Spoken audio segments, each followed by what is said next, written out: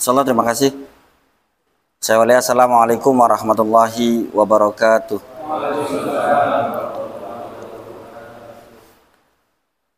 Alhamdulillahzi anzala sakinata fi qulubil mu'minina liyazdadu imana ma'a imanihim walillahi junudus samawati wal ard wa kana Allahu aliman hakima.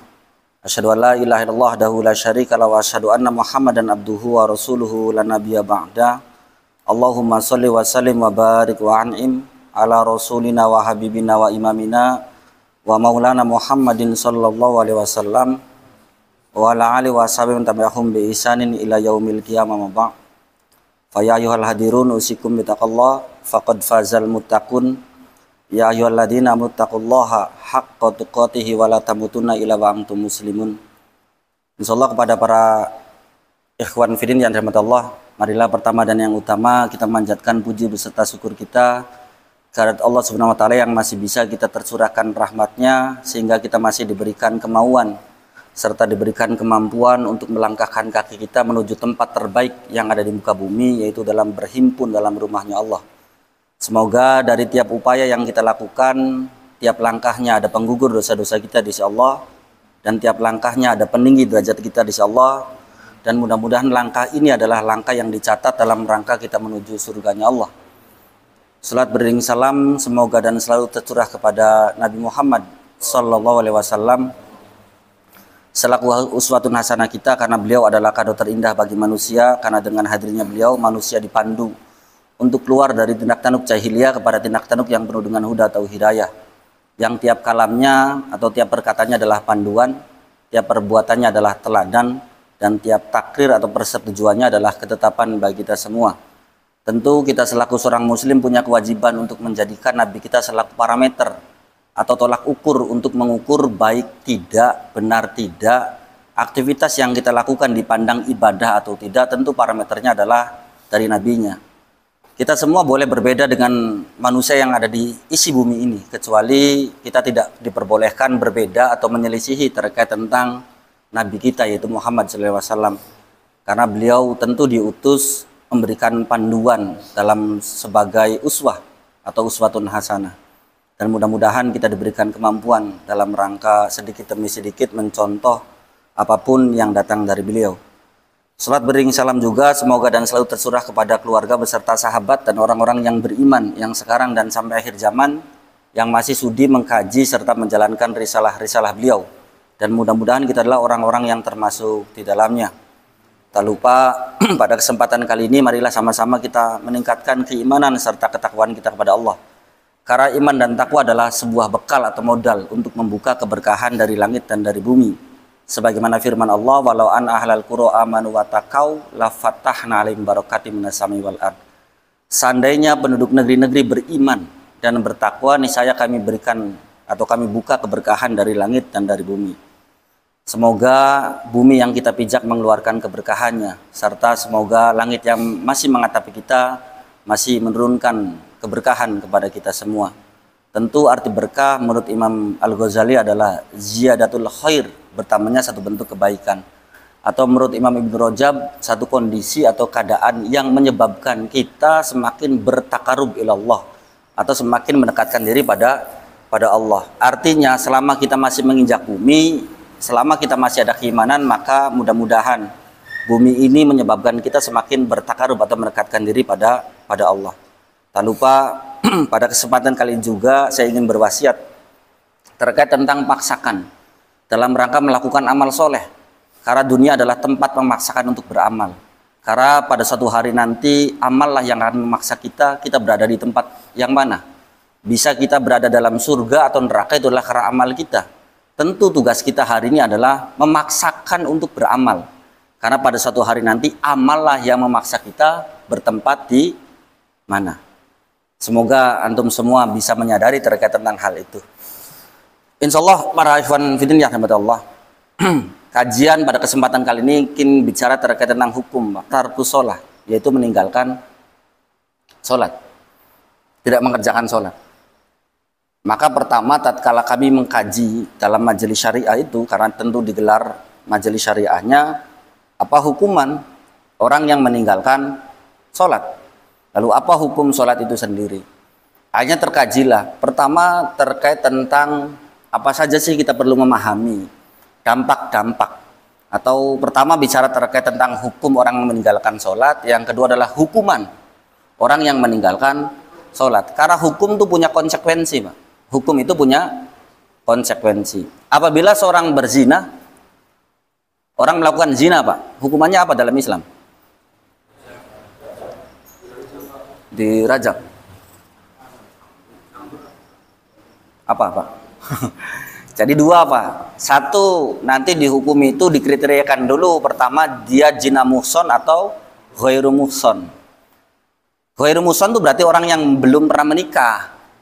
Kalau muhson itu orang yang pernah menikah. Kalau belum pernah menikah, maka tertuang dalam surat An-Nur itu, Pak.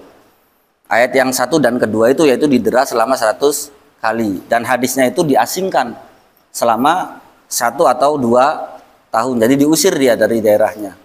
Yang kedua terkait tentang orang yang muhson atau seorang itu telah pernah menikah. Maka hukumannya adalah dirajam. Berupa dirajam udah apa ya?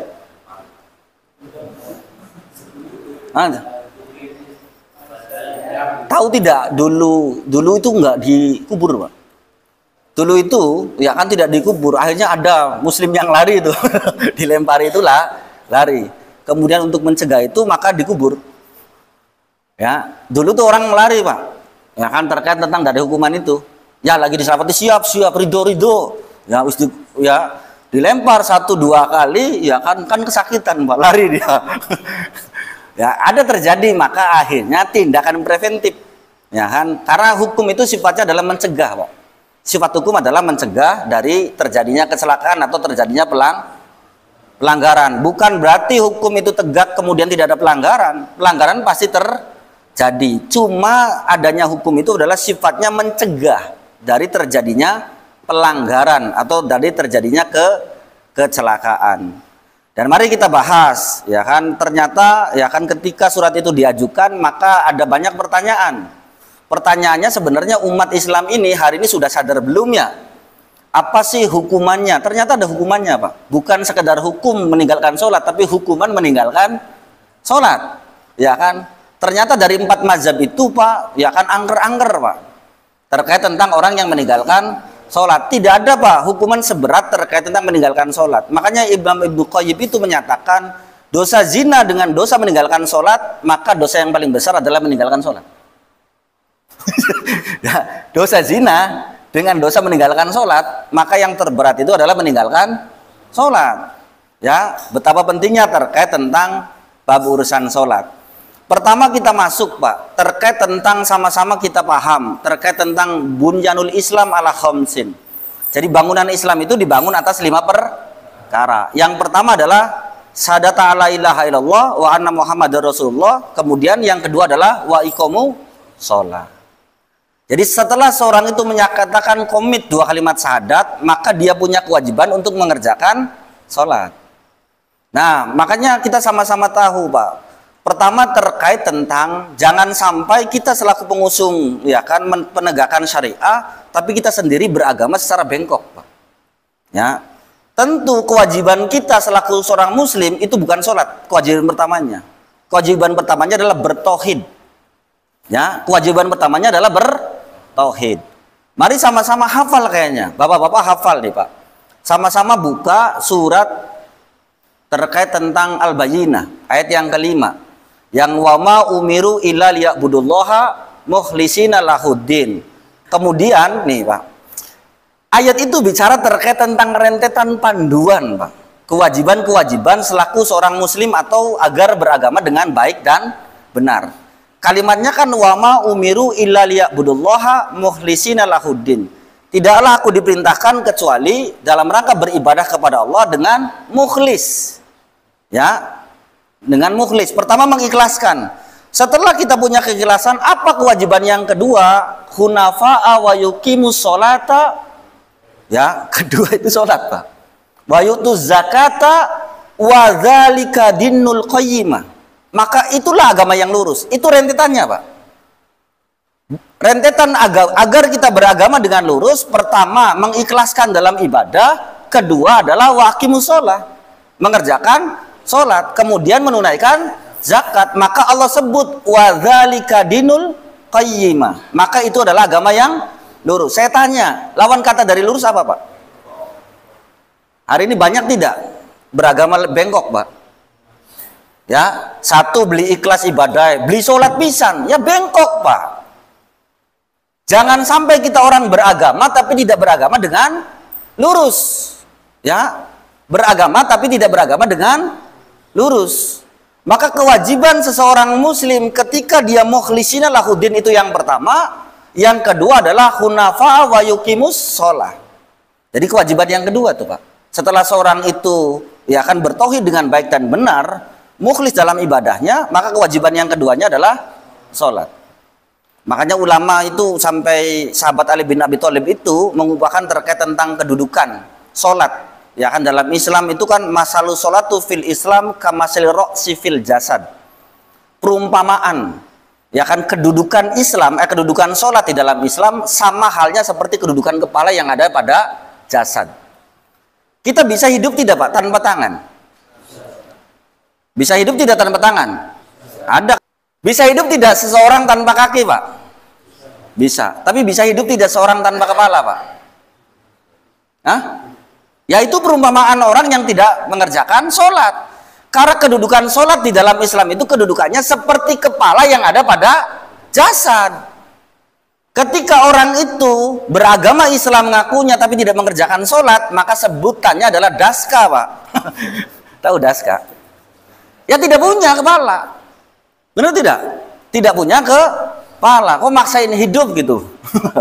Ya, mau maksain hidup. Ya, orang bisa hidup tanpa tangan, orang bisa hidup tanpa kaki, tapi orang tidak bisa hidup tanpa kepala. Ya. Terus juga kan sama-sama harus kita ketahui, Pak, kenapa penting membahas terkait tentang setelah bab akidah ini adalah bab sholat, Pak. Kan awala ma yuhasabu bil abdu yaumal qiyamah min amali sholat. Pertama kali yang dihisab di yaumil akhir nanti pada diri seorang hamba, awas hamba dimin, Pak. Hamba artinya dia selaku seorang muslim, kan mustahil, Pak. Orang Buddha nanti di yaumil akhir nanti ditanya sholatnya, mustahil, Pak. Benar nggak? Nggak ada hisab lagi, langsung masukin neraka. Dia saja tidak mau muslim. Bagi seorang yang ngaku muslim, maka ditanya. Amal yang pertama kali ditanya adalah amalan sholat. Apabila sholatnya baik, maka dianggap pertama, Pak, dia adalah orang yang berhasil dan beruntung. Makanya lihat saja dalam surat Al-Mu'minun itu kan qad aflahal mu'minun. Sungguh beruntung orang yang beriman. Amalan pertamanya adalah alladzina hum fi sholatihim khoshi'un, orang yang khusyuk dalam sholatnya. Saya tanya, Pak, orang yang khusyuk dalam sholat itu seperti apa cirinya? Alhamdulillah, wis khusyuk kita. Contoh, ya, kita dengan ayat saja, Pak, paling mudah nih ngoreksi selama ini kita khusyuk tidak. Ya kan kalimatnya wasta'inu bisobri washolah wa innaha lakabiratun ilalal khasiin. Jadikanlah sabar dan sholat sebagai penolong. Yang demikian memang berat kecuali bagi orang-orang yang khusyuk. Berarti orang yang khusyuk adalah orang yang tidak berat mengerjakan sholat, Pak. Ketika berat belum khusyuk tuh, Pak. Ya, jangan sampai ada pepatah atau lagu tuh, Pak, ya. Duhur kerepotan, asar di perjalanan, maghrib ngandangi ayam. Ya, isya ketiduran, subuh kesiangan. Ya. Maka itu dipertanyakan, berarti tidak khusyuk. Yang khusyuk itu ciri utamanya nih, Pak. Ingat-ingat, ciri utamanya adalah tidak berat mengerjakan sholat. Ketika azan kecrek, aduh, belum khusyuk itu sholatnya. Ya, gampang, Pak. Indikator khusyuk itu mudah saja. Ya nantilah bicara terkait tentang efek dan lainnya. Benar tidak? Itu saja dulu. Pertama, oh tidak berat. Saya masih berat tidak ya? Ya, benar tidak? Oh iya, Pak. Ya orang kan kita nih, Pak, dikasih tenaga. Ya kan push up, dihitung push up 20 kali masih kuat kan, Pak? Kuat. Barbel berapa, Pak? Diangkat satu tangan 5 kilo, 10 kilo kuat. Tapi subuh bantal tuh, Pak, enggak 1 kilo, enggak terangkat tuh, Pak. Bener nggak? Iya tidak? Berarti belum khusyuk tuh, Pak. Karena orang yang khusyuk itu adalah orang yang tidak berat mengerjakan sholat. Jangan sampai dia larinya tercepat tapi sholat ketinggalan terus. Ya itu bahaya, Pak. Itu pertama, berarti khusyuk itu kan seperti itu. Ya, khusyuk itu tidak berat mengerjakan sholat. Tentu banyak efek lainnya. Cuma saya ingin angkat dulu, Pak. Pertama, tidak berat dulu dalam rangka mengerjakan sholat. Ya, apalagi males-malesan segala macam, ini bahaya, Pak. Jadi perlu diingat, pertama seluruh ulama ya kan sepakat terkait tentang wajibnya sholat. Makanya gini, Pak, saking wajibnya sholat ini, Pak, perkara yang tidak bisa ditinggalkan dalam keadaan apapun, kecuali satu, anak kecil sampai dia balik, ya nggak apa-apa tuh. Kedua adalah orang yang gila, tahu gila? Ya kecuali, oh saya gila, Pak, oh iya nggak apa-apa. Ya gampang, Pak, kamu nggak sholat, iya, kenapa? Gila saya, oh ya nggak apa-apa. Karena orang gila itu tidak punya kewajiban, tidak terkena hukum taklif, ya, tidak terbebani hukum, lah nggak masalah. Siji ngaku bocah, tapi bocah edan maksudnya orang. Harus balik, Pak. Benar tidak? Nah saya tanya, kalau balik sudah balik semua kan di sini? Apa dibalik dewek ini? Ya maksudnya, ya balik kan tanda, Pak. Balik itu artinya sampai pada usia atau sampai pada tanda. Usia itu ulama menyatakan 15 tahun bagi laki-laki. Wis 15 tahun kan? Wes. Atau yang kedua adalah tandanya adalah ihtilam. Mimpi basah. Tahu mimpi basah? Ya, orang lari-lari dalam mimpinya terus terjebur di sungai. Ya wis pada ngerti orang mimpi basah mah? Hah? Yang nggak perlu diterangkan kan? Ya yang pasti wis kabeh ora, Pak. Ya dudu usia maning, usia wis iya pangimpi ya komo, ya loro double.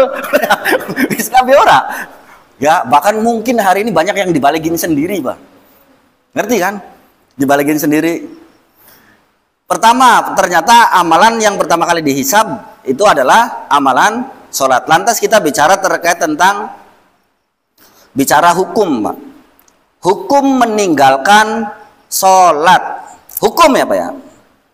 Bagaimana seorang yang meninggalkan sholat? Ada hadis Nabi yang diriwayatkan oleh Imam Muslim, inna baina rajuli wa baina syirk. Batasan seorang itu dianggap beriman dan syirik wal kufur, dan seorang itu dianggap kufur tarkus sholah, yaitu meninggalkan sholat. Oke, kita bahas terkait tentang hukum ini, Pak. Ulama berbeda pendapat terkait tentang hadis ini, Pak. Ya, minimalnya ada dua garis besar terkait tentang ulama memandang hadis ini. Apa sih hukum orang yang meninggalkan sholat? Belum bicara hukuman, karena setelah ini bicara hukuman, Pak. Ya, apa sih hukumnya? Pertama, ya kan, Imam jumhur ulama, berarti mayoritas ulama, 3 imam mazhab, contoh Imam Hanifah, Imam Abu Hanifah, terus lagi Imam Malik, plus dengan Imam Syafi'i menyatakan, ya kan, terkait tentang hadis ini, seseorang yang meninggalkan sholat, dia masih menyatakan sholat itu wajib, tapi dia malas untuk mengerjakan sholat, ya kan, maka dia disebut orang fasik. Maka disebut orang fasik. Yang kedua adalah Imam Ahmad bin Hambal. Bagaimana pendapat Imam Ahmad bin Hambal? Imam Ahmad bin Hambal menyatakan seseorang yang meninggalkan sholat, masih menyatakan wajib, dia malas untuk mengerjakan sholat, maka hukumnya adalah murtad. Awas, ada loro ya pendapatnya.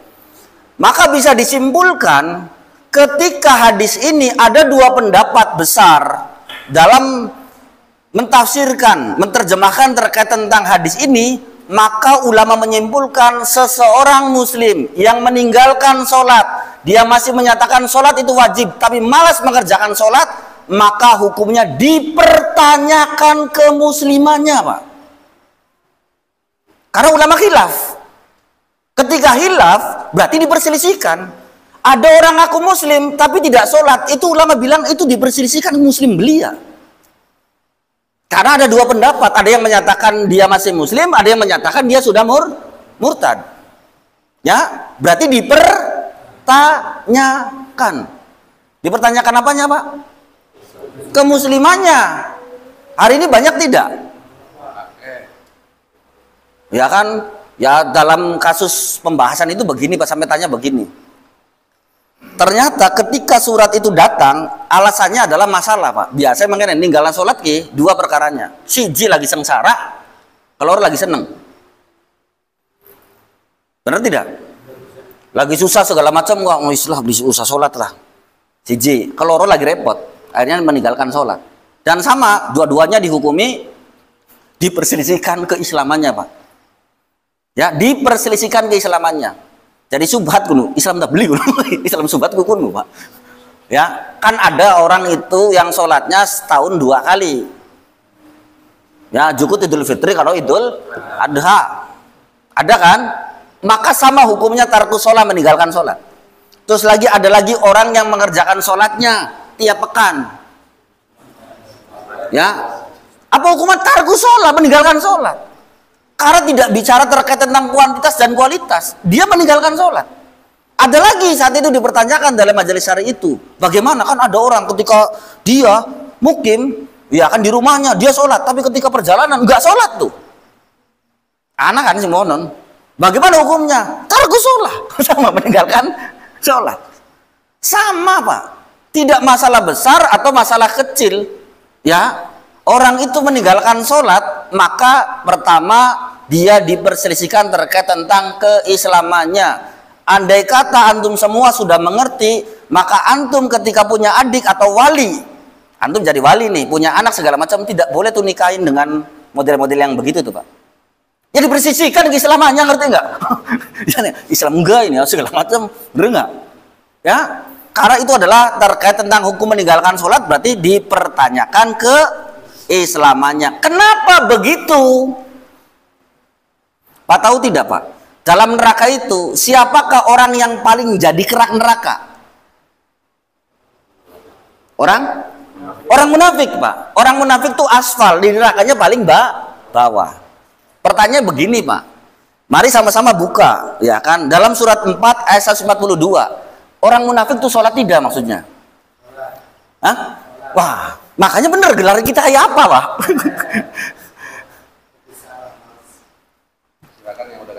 Wis ketemu durung? Wis ketemu? Ya, mau hilang berarti. Di sana dalam surat 4 ayat 42 Allah berfirman, innal munafikina. Sesungguhnya orang-orang munafik. Ingat ya, wong munafik. Ya, yukhadi'unallaha wa huwa khadi'uhum. Sesungguhnya orang-orang munafik itu hendak menipu Allah, tapi Allah lah yang menipu mereka. Nih, amalan nih orang munafik.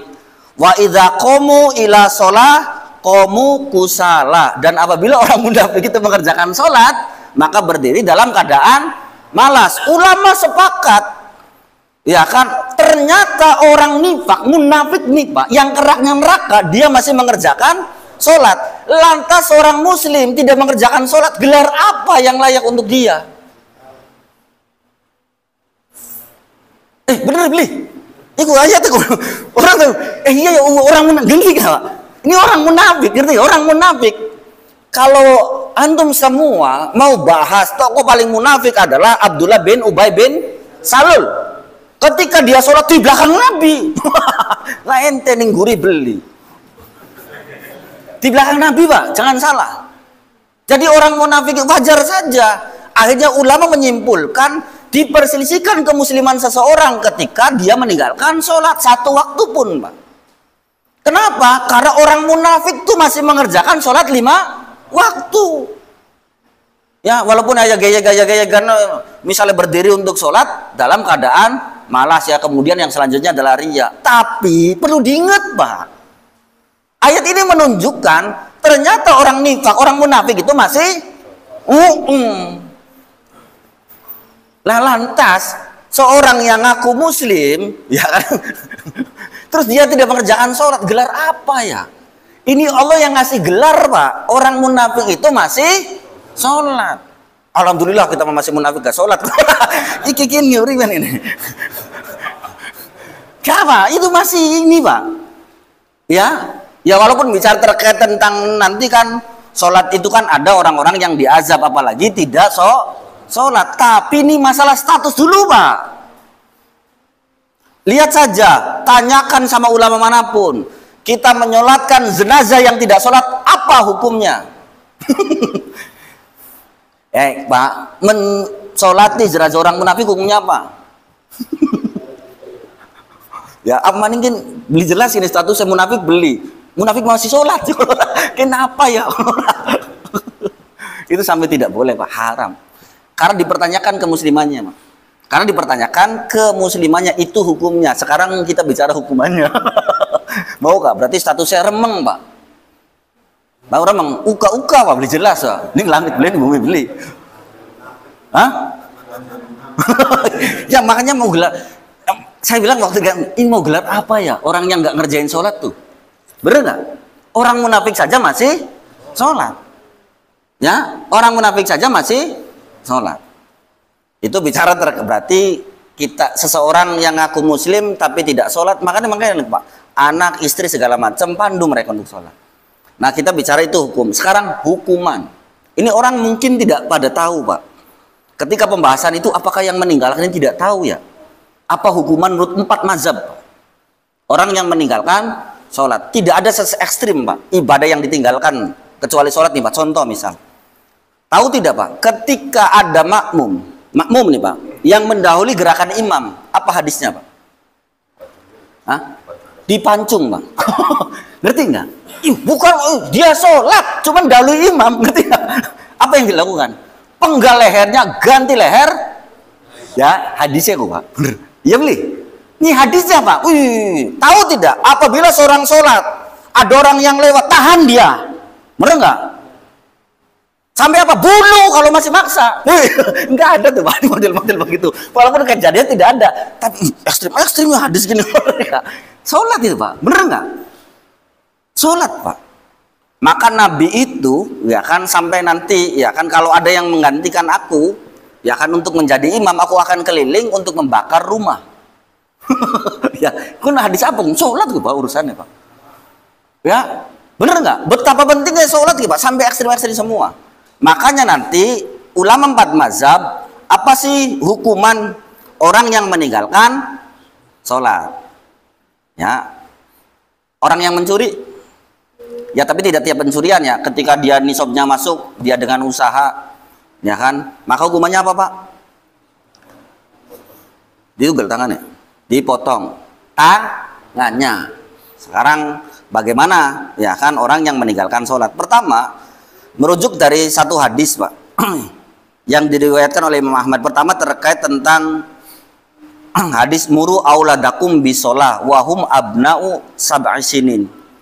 Muru itu perintahkan anak kalian ketika usia 7 tahun untuk mengerjakan sholat. Nah, pertanyaannya, kapan diberikan ilmu sholat kepada anak, Pak? Lihat saja tafsir ulama sama. Kalimat muru itu perintahkan. Umur 7 tahun anak kita tuh diperintahkan sholat. Diperintahkan sholat, walaupun tidak sholat gak ada masalah, dia kan belum balik. Tapi di umur 7 tahun tuh mulai harus diperintahkan. Berarti diajarkan ilmu sholat tuh sejak kapan? Berarti sebelumnya, dari umur 7 tahun. Ya. Kemudian lanjutan hadisnya adalah wadribuhum alaiha wahum abna'a asri sinin. Dan pukul anak-anak kalian ketika usia 10 tahun tidak mengerjakan sholat. Awas ya, Pak. Usia 10 tahun balik belum? Belum. Tapi hadisnya wadribuhum, pukul, Pak. Padahal belum balik. Nah, bagi orang balik tinggalin sholat layaknya apa? Ya, ini anak 10 tahun usianya, ketika dia tidak mengerjakan sholat sudah harus dipukul, Pak. Sudah harus dipukul. Ini anak-anak, Pak. Lalu bagaimana dengan orang yang sudah balik? Nah, ternyata dari 4 mazhab, Pak, yang paling ringan itu adalah pendapat Imam Abu Hanifah atau Imam Hanafi. Saat seorang itu meninggalkan sholat, ya kan, maka pimpinan Islam itu harus menangkap seorang itu, kemudian dipenjara, tidak boleh dikasih makan sampai dia mengerjakan sholat. Berarti dipenjara sampai isdet, Pak. Ya, walaupun saya wajib sholat itu, tapi saya males, ditangkap itu, Pak. Ya, pemerintah tetap suruh menangkap, kemudian dia dipenjara. Ya, dibebaskan ketika dia sudah mau sholat, Pak. Bahkan beli gelem sholat, anak ning kono bae, Pak. Karena apa? Karena penyakit maksiat itu menular. Nular beli, Pak. Karena apa? Makanya indikasinya dari tadi, oh ternyata usia 10 tahun saja hadisnya jelas loh, suruh dipukul. Padahal belum balik. Makanya ulama pasti menghukumi keras, Pak, terkait tentang orang yang meninggalkan sholat. Pertama Imam Abu Hanifah berarti ditangkap, kemudian dipenjara. Tidak boleh dikasih makan, diberikan teguran, siap sholat beli. Engkau apa segala macam aja di pemangan endah. Mau yang istiad ya istiad tak. Tuh satu. Ya. Kedua, bagaimana dengan Imam Malik dan Imam Syafi'i? Pendapatnya sama, Pak. Karena saya tanya itu sama orang di kantor, saya bilang waktu dulu pesantren dipelajari tidak dalam mazhab Syafi'i, apa hukuman orang meninggalkan sholat? Dia jawab dipenggal, Pak. Lehernya dipenggal.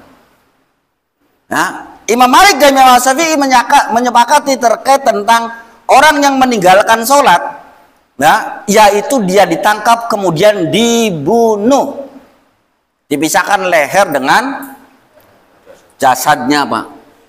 Karena sudah kedudukannya antara jasad dengan leher kan sama, Pak, maka dipisahkan. Tapi, ya kan, karena Imam As-Syafi'i dan Imam Malik tidak menyatakan dia kafir, tapi hukumannya hukuman mati. Setelah dipenggal, maka dia masih wajib dimandikan, wajib dikafani, wajib disolatkan dan dikuburkan di pemakaman kaum muslimin. Tapi urip tak beli, mati, Pak. Dihukum mati. Pernah dengar nggak, Pak? Saya tanya. Perang rungu beli? Pendapat Imam Syafi'i mengkonon nggak, Pak? Oh iya, saya bilang begini karena ustaz-ustaz nggak nerangin apa segala macam. Iya, saya. Padahal hukumannya begitu, Pak. Hukumannya mati. Begini, Pak. Ya Islam kan rahmatan lil alamin, rahmatan lil alamin. Jangan salah, Pak. Rahmatan lil alamin itu bukan berarti tidak ada hukuman, Pak. Kita tuh sayang sama anak-anak kita. Apa bukan berarti kita tidak boleh menghukum anak kita saat kita salah? Anak kita salah. Hukuman itu adalah bentuk kasih sayang. Karena sifatnya hukum itu mencegah, Pak. Karena semua imam mazhab menyepakati, walaupun tidak menyatakan kafir, tapi dia jangan hidup. Karena diperselisihkan kemuslimannya, Pak. Ya, hukumannya apa aja? Dibunuh. Tapi masih, iya, Pak. Makanya kewajiban sholat tuh, Pak, kewajiban yang Allah banyak berikan rukso, berikan keringanan. Ya, saking wajibnya belum ditinggal. Nah, ketika tidak bisa berdiri boleh, ketika tidak bisa duduk dengan berbaring, ketika tidak bisa menggerakkan sesuatu maka dengan masih belum bisa maning. Iya, Pak, disolati. Bener nggak? Makanya satu, Pak, saya pesen juga nih, Pak, carilah soft-soft terbaik. Kita nih, carilah soft-soft terbaik dalam mengerjakan sholat. Jangan sampai nanti soft terbaik kita dipilihkan orang lain. Kapan itu? Wah, mati, Pak. Dipilih nani wong kan, beli mungkin taruh guri, Pak. Masa masih Melayu sih? Taruh neng Arab. Maka menurut Imam Malik dan Imam As-Syafi'i menyatakan bahwa dipenggal. Tentu diberikan teguran. Ketika masih, apa sih, Pak? Kini hukum mau kita wajib sholat kita, tapi orang aduh males, ya. Kenapa? Karena seluruh ulama sepakat ketika dia menyatakan sholat tidak wajib bagi dirinya maka kafir, bang, nggak kafir. Ketika ada orang ngomong begitu, Pak, itu tidak boleh kita ikut bertakjiyah, tidak boleh ikut menyolati, Pak, tidak boleh ikut kebumikan atau menguburkan, bahkan tidak boleh kita menikahkan. Ada misal kita walinya, itu nggak boleh, Pak. Sampai begitu, Pak. Dan ini jarang, Pak. Akhirnya wong mengkonon, Pak, terjadi hari ini ngaku muslim tapi tidak mengerjakan sholat, maka dia tuh sedang beragama dengan bengkok, Pak. Dengan bengkok. Jangan salah. Makanya tahu sendiri ketika orang meninggalkan zakat saja di zaman Abu Bakar itu, benar tidak? Ketika pisahkan kepala orang yang memisahkan antara sholat dengan zakat, Pak. Kalau sholat semua sudah disepakati, Pak, terkait tentang hadisnya. Kemudian seorang itu dipertanyakan terkait tentang kemuslimannya, ya kan? Tapi seorang itu mengingkari, beli wajib kalau kita mah apa segala macam, sudah kufur, itu disebut murtad, Pak. Maka bagaimana menurut Imam Ahmad? Pertama Imam Abu Hanifah, berarti paling ringan ku Imam Hanafi, Pak. Ya kan, ditangkap, dipenjara. Ya, Imam Malik dan Imam As-Syafi'i, ya kan, diapain? Dipenggal. Silakan tanya sama Ustazah. Bagaimana dengan Imam Ahmad bin Hambal? Imam Ahmad bin Hambal menyatakan kufur, murtad, Pak. Orang murtad itu satu, dia tidak boleh berwaris, tidak boleh jadi wali. Ya, tidak boleh jadi wali, ya tidak boleh dapat waris, dikebumikan tidak boleh di pemakaman kaum muslimin. Ya, ini semua harus sama-sama kita pahami, Pak. Terkait tentang betapa besarnya, ya kan, hukuman dunia kuno, Pak, hukuman dunia. Nembe hukuman dunia maukah? Di penjara, dipenggal, murtad. Murtad itu apa sih? Diapain? Saya tanya orang hukum murtad, dihukumnya apa? Dihukumnya apa? Seorang itu kan tidak boleh membunuh kecuali dalam 3 perkara kan. 1, murtad. Yang murtad hukuman mati, Pak. Kedua, orang yang membunuh tanpa hak. Ketiga adalah si penzina. Ya, itu boleh dihukum mati itu, Pak. Termasuk orang yang meninggalkan sholat. Maka masuk mana? Ternyata masuk orang yang murtad. Ya, dihukum apa, Pak? Ya pilih baik, Pak, pengen hukuman apa? Maka mulai sadari diri, oh iya ya, ketika kita mulai meninggalkan sholat satu saja, Pak, berarti pertanyakan diri kita, munafik duduk ya? Mending kita ya kemana kita? Berarti tidak? Lalu bagaimana? Itu kan bicara terkait tentang hukuman dunia. Bagaimana dengan hukuman akhirat? Buka sama-sama surat 74 tuh, Pak. Nah, kini sering sholawat pengen jaluk syafaat, mau apa ya? Oh, meninggalkan sholat kulit syafaat beli teman takun. Surat 74 ayat yang ke-42. Kalau dari ayat sebelumnya itu adalah ada orang yang masuk surga, kemudian orang yang di dalam surga itu bertanya tentang kondisi orang yang berada di dalam neraka. Apa pertanyaannya nih? Pertanyaannya kepada kaum pendosa yang berada dalam neraka. Masalakakum fi sakor. Apa yang menyebabkan kamu masuk ke dalam neraka sakor? Awas ya, Pak. Nih surga karo neraka itu ada benteng pemisah. Bahkan dalam tafsir, dalam Ibnu Katsir itu, ya kan, itu seperti bangunan yang tinggi, kemudian orang dalam surga itu, weh, Renira nanti kono kenapa? Ya memang pertanyaan mengonon, Pak. Memang pertanyaannya begitu. Ngerti enggak kenapa orang dalam surga dan neraka itu saling diperlihatkan? Ya kan, ada pukulan telak, ya kan, seorang itu, Pak, itu kepada psikologisnya. Contoh misal, saya pernah menyakiti seorang, kemudian ketemu dia sangat sukses dan saya butuh sama dia, pasti kita kuisin, Pak. Bener beli? Maka di surga pun begitu, dan neraka nih ditunjukkan agar orang yang dulu menganiaya itu bener-bener nyesel. Ya, surga neraka nih, Pak, ditampakkan, makanya ada dinding pemisah, kanda, Pak. Loh, nira jeblus ya ngono ya. Iya. Iki jen ge ngono, ayat yang ngono. Ya, apa yang menyebabkan kamu masuk ke dalam neraka sakor? Nanti definisi sakornya ada di ayat-ayat sebelumnya terkait tentang ayat sakor ini, Pak. Sampai didefinisikan terkait tentang apa tuh sakor tuh, yang tidak menyisakan dan tidak meninggalkan, ya, orang. Berarti wong mono jeblus hilang kabeh, Pak. Tapi sayang di sana tuh semuanya kekal. Ya, yang kita hidup di dunia minta kekal, ya kan, pengen dauri umurnya orang paling dunia apa, Pak? Paling akhirat yang neraka, ya Allah jaluk mati. Itu kesalahan kita.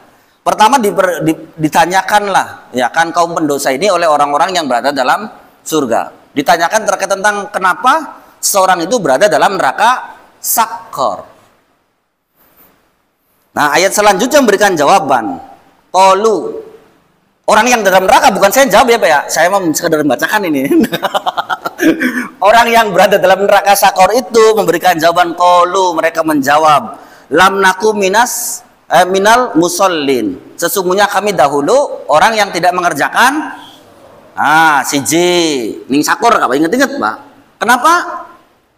Ninggalna sholat. Mau kah? Kenapa sih jeblus ngono? Beli sembahyang. Siji. Ya, ning neraka sakor nggih, Pak, beli sembahyang. Dan uniknya orang yang masuk dalam neraka sakor tidak ada yang bisa memberi syafaat.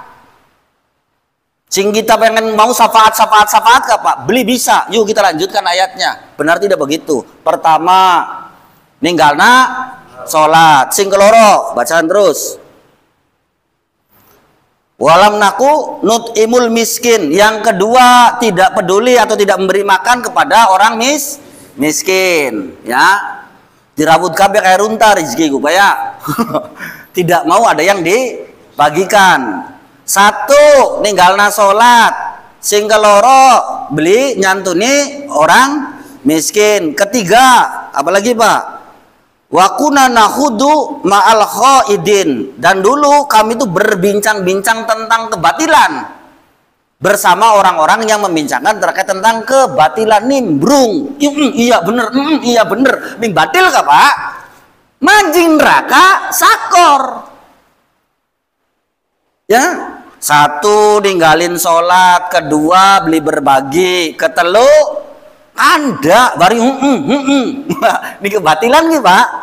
Ya, maka dia masuk neraka sakor. Kemudian yang selanjutnya, wa kunna nukadzibu biyaumiddin, dan mereka pun mendustakan terkait tentang adanya hari pembalasan. Ayo yakin beli Pak, sampai ning akhiratku bakal dibales. Beli yakin kita Mas, sampai ngomong. Bakal yakin kenapa amalannya beli rubah. Benar tidak? Orang yang beriman kepada hari akhir itu atau akhirat itu, dia akan memperbaiki kehidupan dunianya. Iya kan? Kita tuh pengennya surga Pak, tapi amalan-amalan kita amalan neraka. Kita seperti orang yang tidak yakin dengan adanya akhirat. Makanya kan ayatnya jelas, kullu nafsin dha'iqatul maut. Tiap yang bernyawa pasti merasakan mati. Wa innama tuwaffuna ujurakum yaumal qiyamah. Dan semua balasan itu disempurnakan pada hari kiamat. Ya, semua balasan itu disempurnakan pada hari kiamat. Berarti siji ninggalna salat. Ya, keloro ya apa? Sing ketelu kanda bari nomor togel ki 45 ya. Bener. Bener nih. Padahal mengkonon Pak, karena awas ki Pak. Kalau dalam persidangan itu dua Pak. Ada pelaku dan ada yang turut serta. Paham nggak? Sama-sama itu kena vonis tuh Pak. Turut serta ku. Ya. Ingat-ingat ki kandai batil bari nimbrung ning kebatilan. Sing kepapat itu mendustakan dengan adanya hari pembalasan. Hatta atanal yakin, sampai dia mendatangi kematian. Terus modar aja Pak ya. Is dead.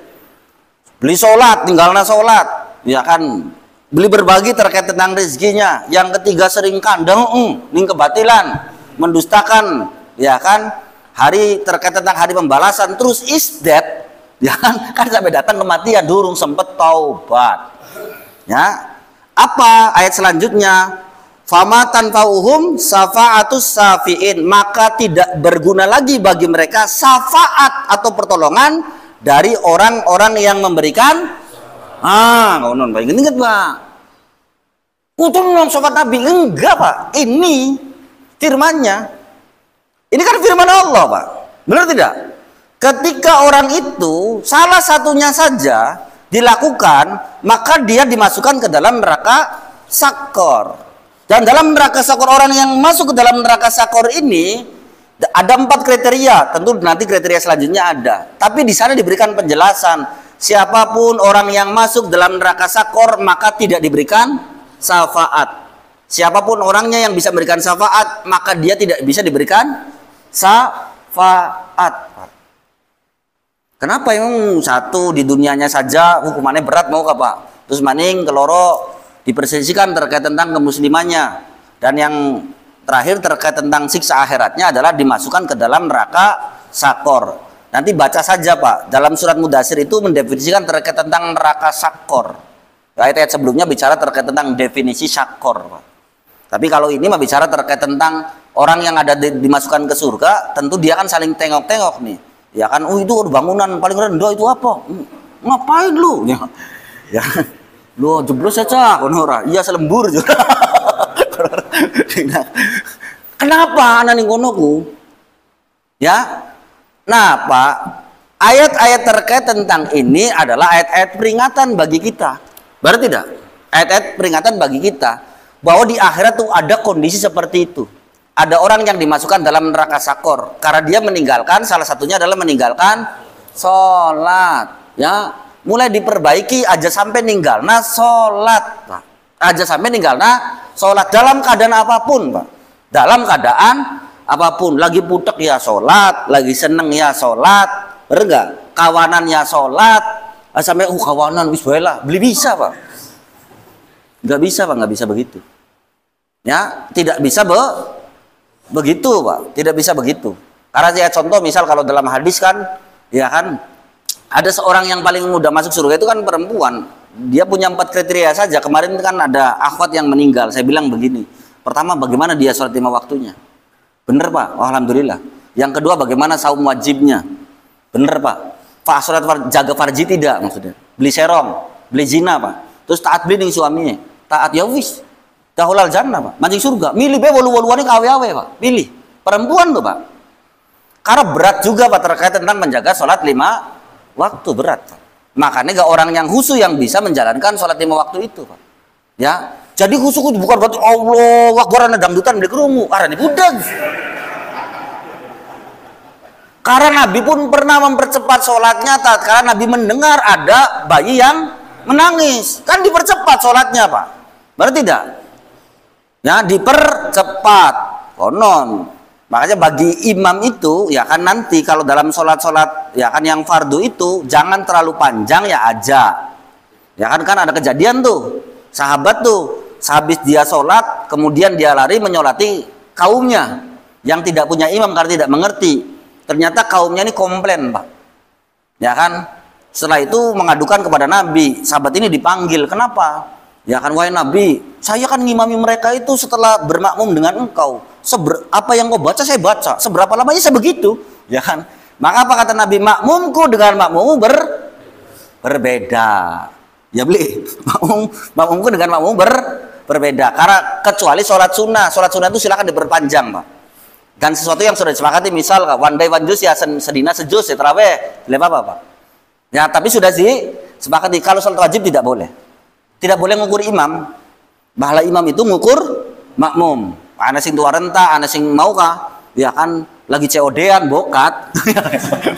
Pak yo akeh dunia kan ya, Pak. Bener beli. Akeh kemungkinan apa segala macam ya kan? Makanya mudah-mudahan kita bisa memahami terkait tentang hal itu. Ya. Jadi perlu diingat jangan sampai meninggalkan sholat. Apa hukuman menurut 4 mazhab orang meninggalkan sholat? Ya pilih baik di penjara ya kan, dipenggal leher atau beli muslim murtad. Karena memang iya status kita dipertanyakan. Jangan karena kita kasihan terhadap anak-anak kita ya kan salah memberikan kasih sayang pak. Contoh ya kan ya memang kita tuh pak punya anak misal umur 7 tahun 8 tahun sampai 10 tahun kan melas pak, subuh dibuga lagi lali-lali ya ora, bener tidak? Nah saya pertanyaannya dibalik begini pak. Ada seorang ibu yang bertanya kepada salah seorang ustadz, wahai ustadz, ya, bagaimana ketika anak saya itu kan kasihan, subuh itu sedang tidur, lagi lali-lali ya nembe turu pisan, ya kan priwennya apa yang dia harus dilakukan? Maka ustadz itu bikin gambaran, bu, kalau rumah ibu sedang kebakaran, rumahnya lagi kebakaran, anaknya lagi turu, apa yang harus dilakukan? Digugah, beli tangi, digotong, beli kuat, dia apa? Digeret. Bener beli? Iya sepakat beli. Sepakat. Demi apa? Iya.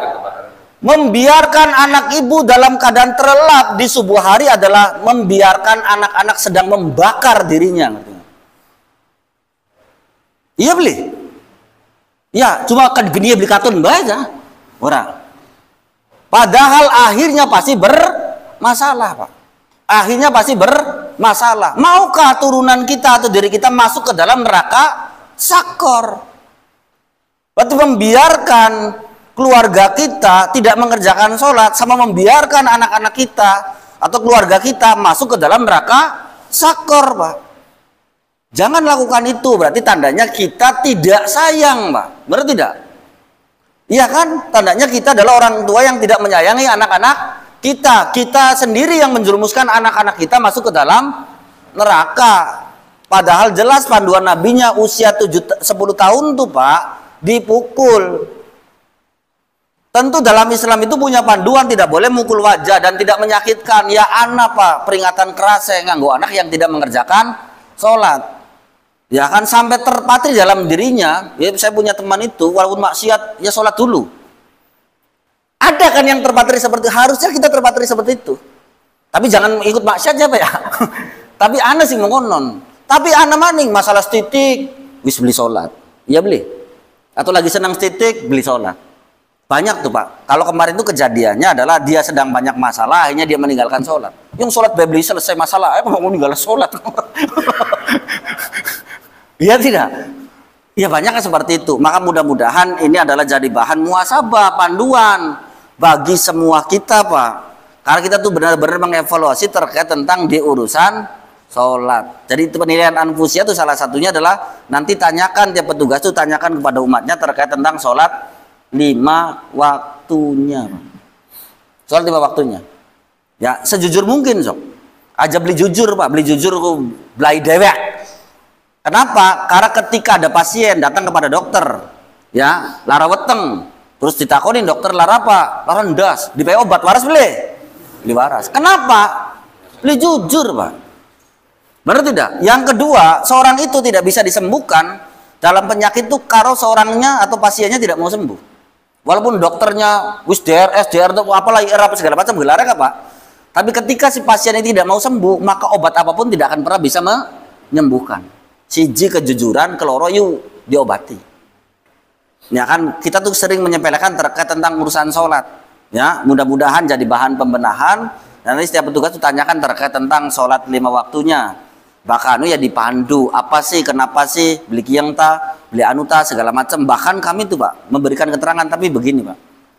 Ulama bicara terkait tentang kan anak versi males ya pasti Pak. Begini Pak. Ulama tuh tidak mau menjelaskan terkait tentang hukum jamak atau jamak sholat. Sholat jamak.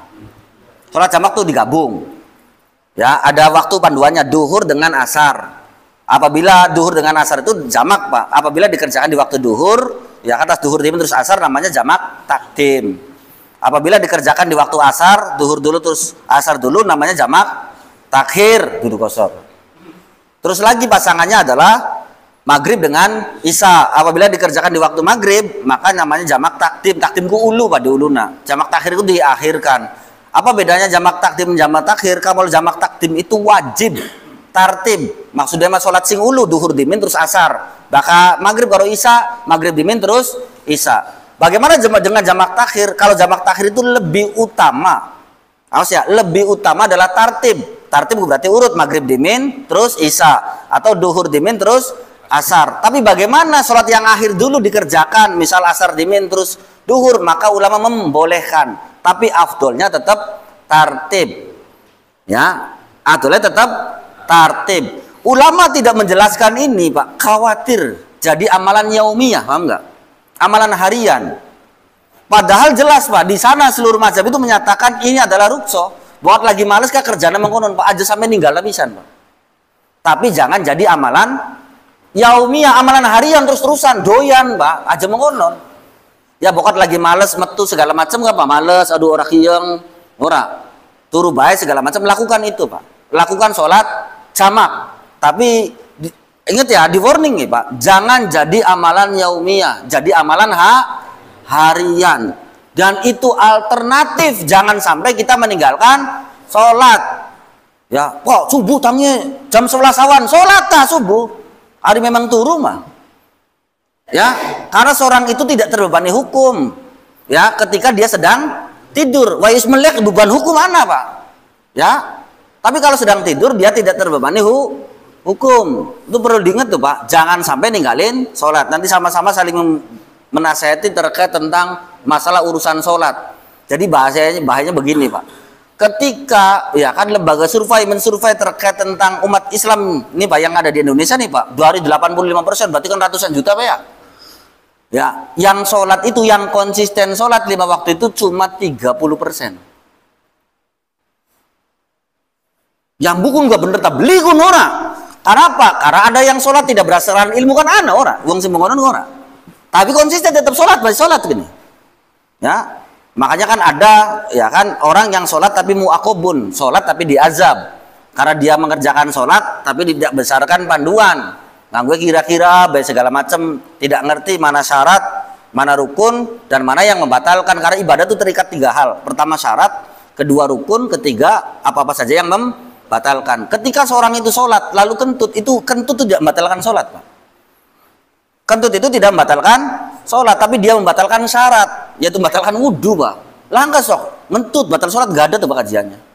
Kentut itu adalah batalnya wudhu, maka wudhu batal, pasti batal sholat tuh. Itu Pak. Tapi jangan salah, coba dipelajari, anak beli ngentut batalnya sholat, nggak ada itu Pak. Anak gak kanda orang bicara bener gak? Berbicara ketika dalam keadaan sholat.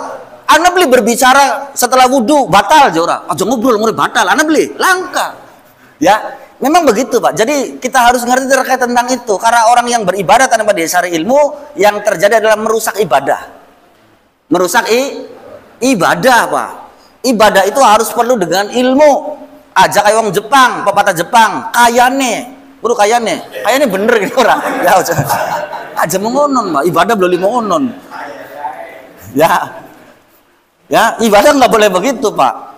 Karena lawan kata daripada ilmu itu kan jahal atau praduga atau prasangka kira-kira. Bahasa Jepangnya kan kayane ngono ora. Kayane mah bener kita mengonon kok pasti karo ilmu ngono mengonon ora. Ya, maka mudah-mudahan kita semua memahami bahwa sholat itu melekat, kewajiban yang melekat dalam diri kita, jangan sampai ditinggalkan dalam keadaan apapun. Bakal lagi meriang ya beli usah wudhu Pak, tayamum. Bener beli? Iya kan? Oh patas tempur gitu apa, tapi adus, beli usah adus, tayamum. Karena tayamum itu bisa menggantikan mandi janabat. Ya, tatkala kondisinya sakit. Tapi anak sing jalani beli ragu Pak, nakun ilmunya kurang mantep Pak. Ya enggak, kita tuh kesalahannya begitu Pak. Dalam ibadah ketika ada rukso-rukso tertentu ya gunakan itu. Kalau kondisinya memang kondisi seperti itu, ya tidak. Seorang itu kan dibolehkan tayamum dalam kondisi tertentu. Satu, dalam kondisi sakit. Sakit apa ya? Aja ngomong olahraga untuk terus beli wudhu Pak ya.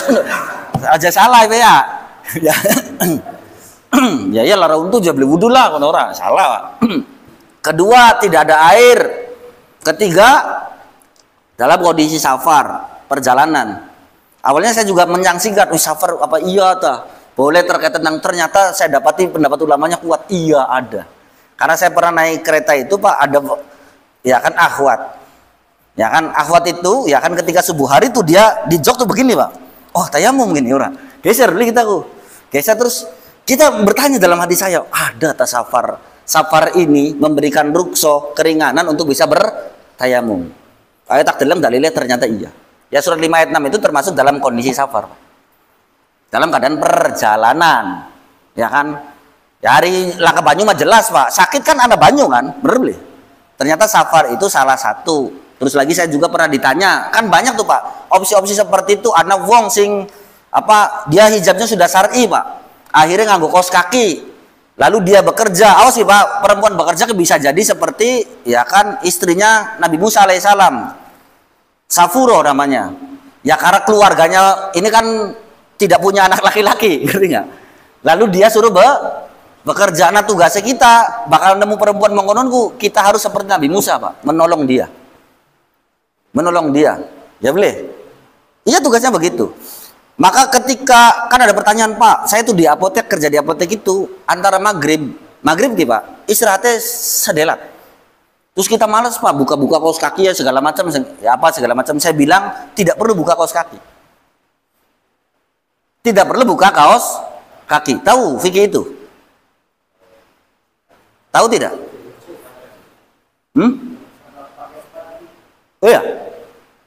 Oh ya, khuf itu Pak, ya kan? Dia lihat saja nanti baca lagi terkait tentang itu, biar kita tuh mempermudah, ya kan? Ilmu tuh tugasnya adalah mempermudah. Saya bilang begini, makanya sebelum memakai kaos kaki, ya kan, itu sudah berwudu dulu. Ketika seorang itu dalam keadaan mukim itu berlaku 24 jam. Begitu tuh Pak. Sing kaos kaki segala macam boleh usah dicopot kah? Itu berlaku Pak. Nah, tadi belum usah dicopot maning Pak, dianu bae kacur terus dure bae. Ya, sekedar diusap, tidak perlu dilepas. Tapi ada tapinya nih Pak. Sebelumnya dia sudah harus dalam keadaan berwudu. maksudnya. Dan ketika seorang itu mukim berlaku 24 jam. Ketika orang safar berbeda lagi. Ada yang 3 hari, ada yang sekian hari. Ya kan? Tapi umumnya adalah 3 hari. Beli copot-copot sepatu atau kaos kaki kah? Ya kan? Dan keadaan mukim itu dibolehkan dan berlaku 1 kali 24 jam. KRT. Ya. Iya, tapi memang itu tuh antum harus pahami terkait tentang itu, Pak. Ya. Dan belajar terkait tentang ilmu fikih itu penting, Pak, mempelajari agar kita bisa menjawab dan mempermudah, jangan sampai menyulitkan. Karena dulu pun kasusnya kan begitu tuh. Ada orang ya kan maju dalam peperangan, kemudian kepalanya terkena pedang, ya kan, kemudian dia diobati, tidurlah di bawah pohon, ternyata mimpi basah. Ya, kemudian dia tanya kepada saudaranya atau sahabat yang lain, bagaimana, apa yang harus saya lakukan? Karena saya dalam keadaan junub. Maka sahabat ini memberikan jawabannya wajib mandi. Ya kan, akhirnya dia mandi dan meninggal dunia. Dan kisah ini ya kan nanti diceritakan juga oleh Imam Syafi'i, bahkan Nabi itu sampai marah. Beginilah kalian memberi fatwa kepada saudara kalian tapi membunuh saudara kalian. Ini membunuh saudara sendiri karena fatwa yang salah. Banyak Pak ditemukan itu. Makanya begini, Pak. Ada bagian daripada ilmu itu menjawab ketika kita kan sering maksakan diri untuk bisa secepat mungkin jawab, Pak. Benar tidak? Kadang yang punya ilmu saja bisa salah, Pak. Apalagi misal kita tidak tahu, ilmu itu adalah jawab. Saya tidak tahu itu ilmu, Pak. Maksudnya beri kesempatan saya untuk apa? Karena pernah kejadian itu, Pak. Di medan dakwah itu ada orang yang tanya, ya kan, terkait tentang istrinya dia berangkat ke luar negeri. Ya kan, lalu dijawab oleh orang kita tuh, oh berarti sudah cerai itu. Karena dia teringat dengan sigo taklid tuh. Apabila seorang istri tidak nafkahi lahir batin selama 3 bulan berturut-turut 6 bulan, mengonon nggak? Ya kan, maka jatuhlah talak 1, mengonon nggak? Disangat cerai, itu bahaya itu. Saya bilang. Fatwa itu begitu sesat itu. Ya kan, makanya kalau memang ada permasalahan segala, beli bisa kayak wis kodimin. Oh kodimit baca dimin ya, masih mending mengonon. Daripada kita memberikan hukuman tapi salah memberi hukum, maksudnya. Fatwa kita memberikan keterangan tapi ternyata salah, ya, ternyata salah. Maka hati-hati terkait tentang dengan lisan kita, ya. Tapi mudah-mudahan ini langkah orang sing beli sholat ke. Ya masalah bakal beli sholat nggak dipeti, beli dilawoni. Kan beli Islam sih, ya. Mudah-mudahan bermanfaat. Sebelum ditutup silakan barangkali ada yang ditanyakan. Saya menurutnya banyak. Ya gitu juga nggak apa-apa. Terkait minta penjelasan sholat jamak qashar dan jamak takdim ya. Nah, itu kan di dalam niat Ustaz. Misalkan kita ada di luar kota ya. Sholat dulu itu dilafadzkan niatnya gimana? Dan udah salam untuk asarnya lafadznya seperti apa? Bis. Terima kasih. Insya Allah pertama bicara terkait tentang sholat jamak dan sholat qashar. Bedakan antara jamak dan qashar. Jamak itu artinya adalah menggabung 2 waktu jadi 1 waktu, digabung. Disebut jamak takdim, saya bilang tadi, karena dikerjakan di waktu awal. Kan ada pasangannya tuh, jamak. Duhur sama asar. Ya, digabung gini, Cah. Ketika duhur sama asar digabung dan dikerjakan di waktu duhur disebut jamak takdim. Cara sholatnya bagaimana? Dikerjakan dulu duhur 4 rakaat, kemudian asar 4 rakaat. Apakah ada lafaz niat? Tidak ada. Karena niat itu adanya dalam hati. Ya, langkah lafaz sing nabiye. Ya, niat saja, niat saya sholat jamak duhur sama asar. Wis, bakal jamak beli 4 rakaat beli, Pak. Itu tuh kenapa sih misal terkait tentang ada lafaz sholat duhur 4 rakaat itu mengajarkan kepada anak-anak bahwa sholat duhur itu pira 4. Kalau niat itu, Pak, sekedar niat dalam hati. Niatnya pribadi niat sholat jamak. Takdim misal ulu atau dikerjakan di waktu duhur. Berarti sholat duhur dulu 4 rakaat. Ya sebagaimana layaknya sholat duhur, Pak. Setelah salam maka disunahkan iqomah, baru iqomah. Ya ingat-ingat, Pak, perkataan saya sunnah. Ya, oh, misalnya dikerjakan di waktu asar, arane jamak takhir karena dikerjakan di waktu akhir. Ya, duduk akhir ku nembir garapan maghrib duduk maksudnya mah. Akhir itu karena duhur sama asar mana yang awal mana yang akhir. Duhur kan disebutnya awal, bener beli.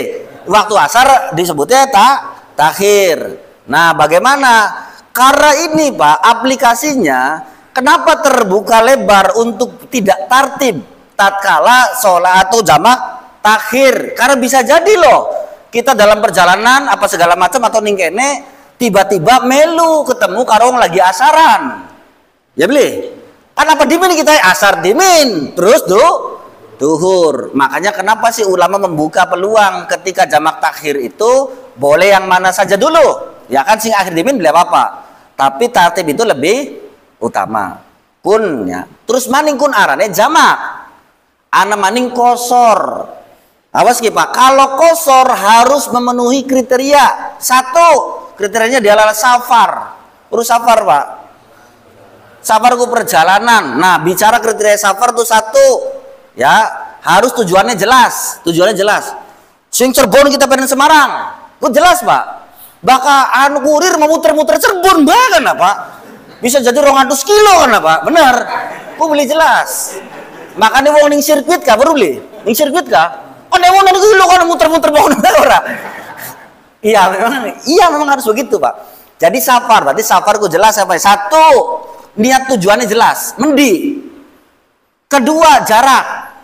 Jaraknya adalah 80 km. Ya, nanti ulama berbeda-beda terkait tentang itu. Karena aslinya Pak, jumhur ulama tuh Pak adalah uruf. Uruf itu kebiasaan masyarakatnya saja sih. Ya kan? Tapi kalau uruf nanti orang yang tidak mengerti susah Pak. Makanya kami menetapkan di yayasan itu jaraknya adalah 80 km. Nah, kan bisa Google Map ora? Mingkane Semarang. 200 ya kan ora? Ya berarti soleh. Ya le. Jamak, tapi kok duit durung beragat. Karena kasus saya sering ketemu orang salah. Kemarin tuh saya ngawal anak-anak ya kan yang tes skill Korea itu ke Semarang itu, ya kan ada aplikasi yang salah aplikasi. Nah, berarti jamak jelas ya, tujuannya jelas, jaraknya jelas ya, jaraknya jelas. Lalu berapa lama? Ya kan seorang itu dianggap mukim. Ulama berbeda-beda ke ya. Ana sing telung dina, ana sing pitung dina, ada yang 19 hari. Nah, saya atau kita di yayasan itu 19 hari. Awas ya, jangan ngomong itu dari Nabi, tidak ada dari Nabi. Ini sahabat, selama saya dengan Nabi 3 hari, sudah loh. Ada lagi, karena 19 hari ternyata Nabi pernah ngepung benteng, selama 19 hari, sholatnya beli lokat gejeg. Tahu beli lokat gejeg? Berarti dikosor terus, kosor ku arti yang ringkas. Diringkas. Kosor artinya ringkas. Ya, contoh, kalau dulu, silakan aplikasi beda-beda Pak. Bisa dijamak kosor, bisa kosor saja. Contoh, sholat kosor itu tatkala saya misal ke Jakarta nih Pak. Jakarta ku berarti wis lu ya sing 80 kilo ya. Oke, wis sepakat ya. Ya kudu sepakat dimin ya. Tuh. Ketika saya sudah di Jakarta, ya kan selama 19 hari di sana saya boleh melakukan kosor. Kosor misal sholat duhur, ya sholat duhur Pak. Tapi boleh bermakmum kepada imam mukim. Ketika kepada imam mukim, ya kita harus menyempurnakan sholat kita. Nah, makanya misal duhur, waktu duhur sholat 2 rakaat Pak. Sholat duhur nih 2 rakaat. Setelah salam wis. Aja takon Pak sunai priwen, yo kudu dirukso cah, diringkas. Jadi, iya aja kanda sunah gini. Ini sholat wajib harus dirukso. Ya, berarti duhur itu bisa disingkat jadi 2 rakaat. Asar bisa disingkat 2 rakaat. Isya bisa disingkat 2 rakaat. Maghrib lebih bisa Pak. Karena sisi tugel durung salam, kalau wis ruku, assalamualaikum. Ya diringkas sih. Maka tidak dengan maghrib. Maghrib itu tetap disempurnakan 3 ya. Maukah sekedar misal ringkasnya baik, berarti dikerjakan di waktu-waktu yang tepat. Duhur di waktu duhur, asar di waktu asar, maghrib di waktu maghrib, isya di waktu isya. Cuma rakaat sing berbeda. Diringkas sih Pak, ya. Tapi ana maning koneku jamak kosor. Wis dijamak digabung, ya kan dikosor ongko, diringkas. Ketika kita di Jakarta, maka boleh ketika waktu duhur masuk kita kerjakan sholat duhur 2 rakaat, salam, terus maning iqomah kerjana sholat asar 2 rakaat. Wis, nah terus asar maning Pak ketemu asar ya wis tinggal gelelengan.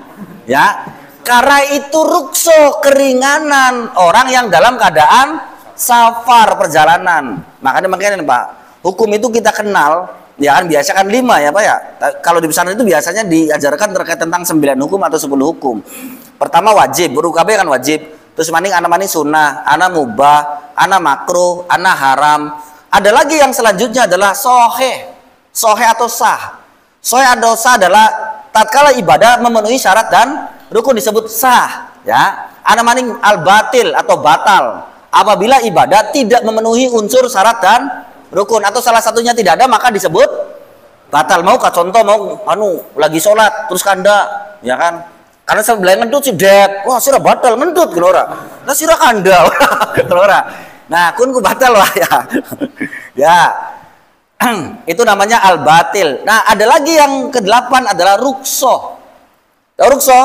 Rukso itu keringanan. Makanya misal dalam keadaan safar kita boleh tidak mengerjakan sholat Jumat, diganti sholat duhur. Ya kan, tapi ngerjain sholatnya loro maning Pak, ya kan dikosor oli, ya, karena dalam kondisi safar. Tapi perlu diingat ya, si niatnya jelas mengendi, ya. Bahkan ulama tuh menuliskan, mayoritas ulama berarti 3 mazhab, Imam Malik, Imam Asy-Syafi'i, Imam Ahmad itu minimalnya perjalanan mubah, Tahu perjalanan mubah berarti yang dibolehkan. Imam Abu Hanifah ekstrim maning walaupun maksiat. Oh kita pengen kucelak, misal nih Semarang, ya nih Semarang ngosor oli beli. Imam Hanafi menyatakan boleh, masih diberi kesempatan orang untuk ibadah. Tapi kalau imam lainnya menyatakan minimalnya adalah perjalanan mubah, duduk perjalanan haram, ya perjalanan mubah, perjalanan mubah. Ya mancing, ya beli apa segala macam, iya apa. Maka sampai begitu tuh. Tapi jelas ya jaraknya 80 km dan tujuannya jelas. Aja tiap kurir beli jelas karena bisa jadi kan apa? 100 meter, 100 km kan muter-muter, bener beli. Tapi dinyatakan dia belum keadaan safar. Terus yang kedua, kapan seseorang itu boleh melakukan qashar? Ketika dia di rumahnya mukim tidak boleh, Pak. Ya, ketika di rumahnya, nah kejadian, Pak. Dulu berapa bulan yang lalu ada orang yang ngawal tuh Pak, dia dari Tambi. Nah dari Tambi itu ternyata dia sudah melakukan jamak qashar. Wong Tambi melakukan jamak qashar, ya garpan miang nih. Saya bilang salah. Kenapa saya boleh? Karena saya bukan orang Tambi, saya orang Jatibarang. Oh iya Pak.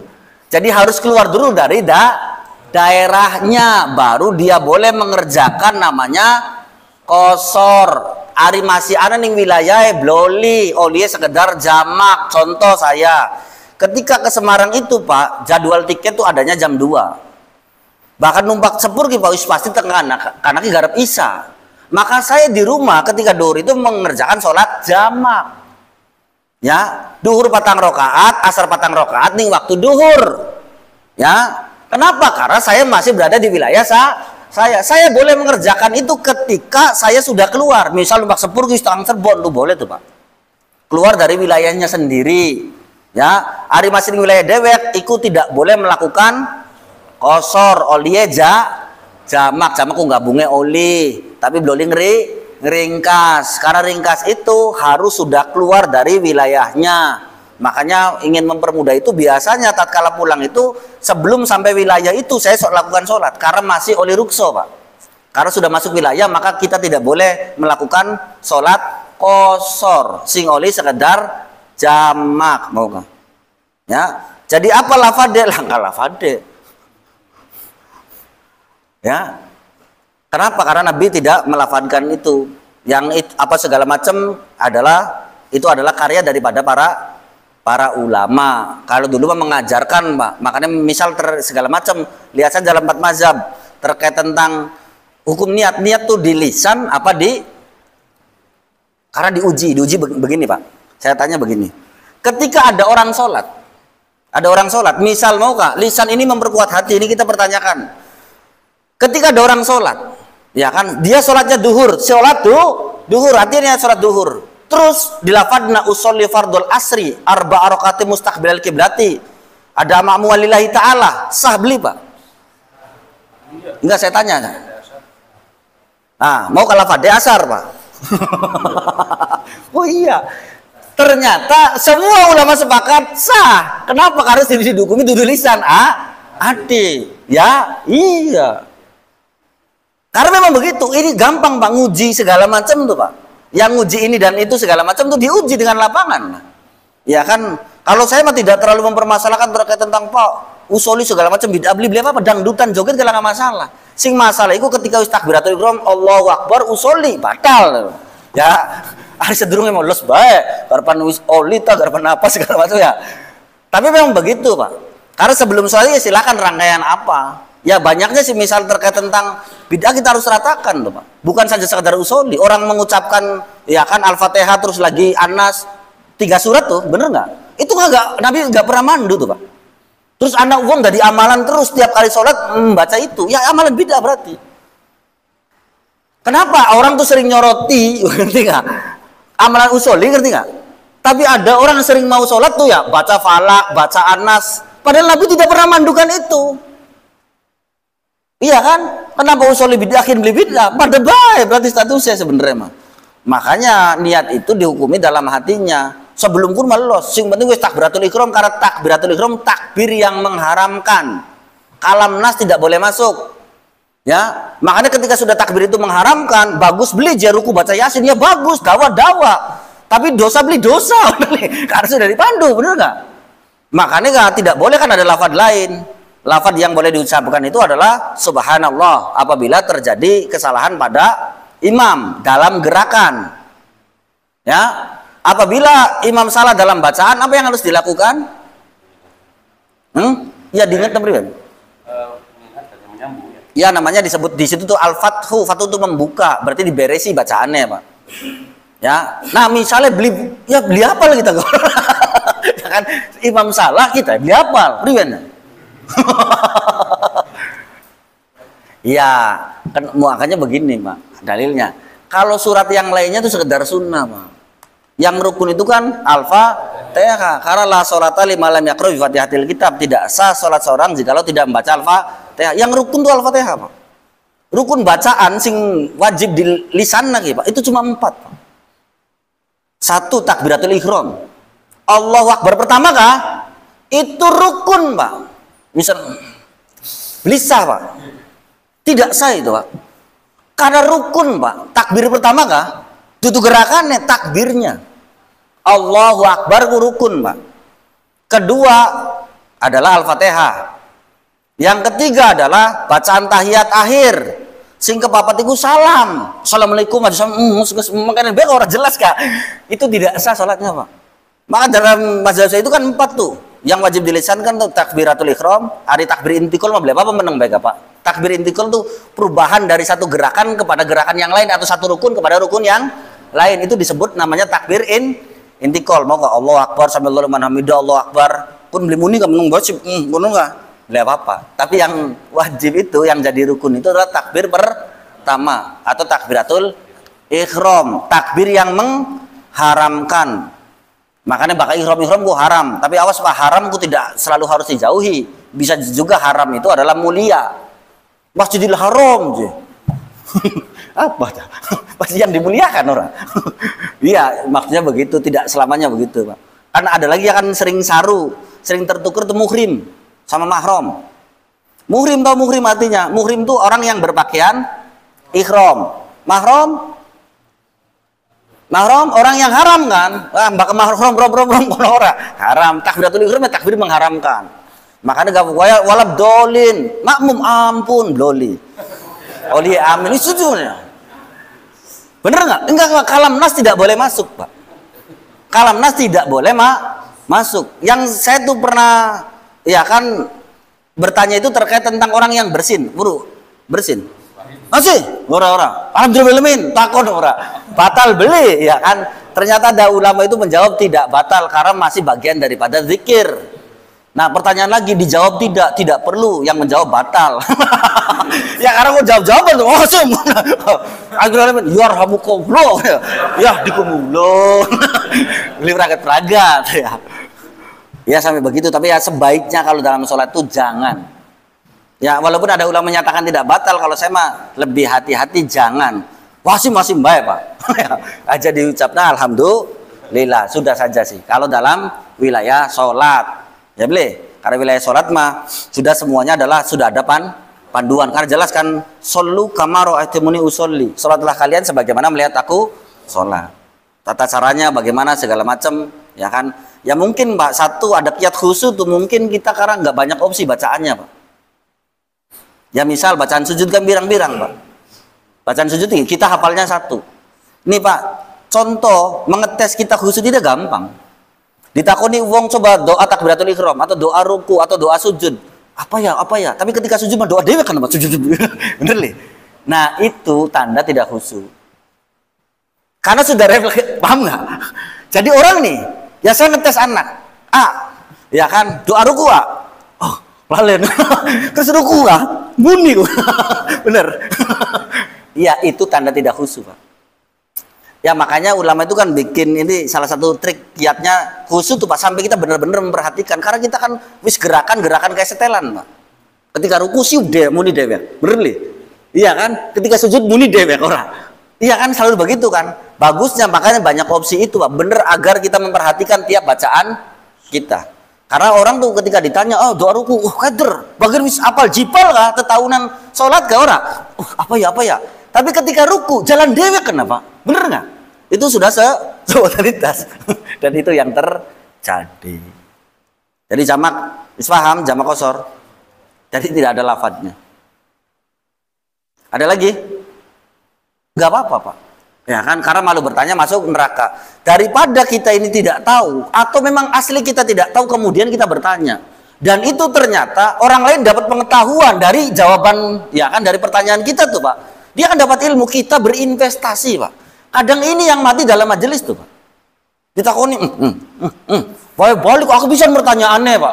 Tengah majelis mana kalian langkah mana orang. Takoni ya alhamdulillah paham. Ya, mempermudah saya, bener nggak? Ya, tapi nanti biasakan begitu Pak. Karena majelis ilmu itu atau majelis taklim itu pentingnya adalah ada pertanyaan yang memang perlu jawaban. Misal apa kejadiannya segala macam. Ya, bisa jadi Pak. Karena bisa jadi pertanyaan kita yang kita anggap sepele, mungkin orang lain itu memang sedang butuh pertanyaan itu dan butuh jawabannya, bener nggak? Ya tidak. Maka jadilah berinvestasi dalam majelis ilmu. Mungkin itu saja dari saya. Apabila ada kekurangan dari apa yang saya ucapkan dari pribadi saya selaku manusia pasti ada salahnya. Dan apabila ada kebenaran itu hak mutlak milik Allah, karena kebenaran sudah datang dari Allah, dan mudah-mudahan kita diberikan kesempatan untuk selalu memperbaiki terkait tentang amal-amal soleh kita. Termasuk salah satunya adalah sholat, jangan sampai ditinggalkan. Dan mudah-mudahan Allah himpunkan kita bukan saja di dunia ini, tapi juga dihimpun dalam yaumil akhir nanti, yaitu di surganya Allah. Saya akhiri, wassalamualaikum warahmatullahi wabarakatuh.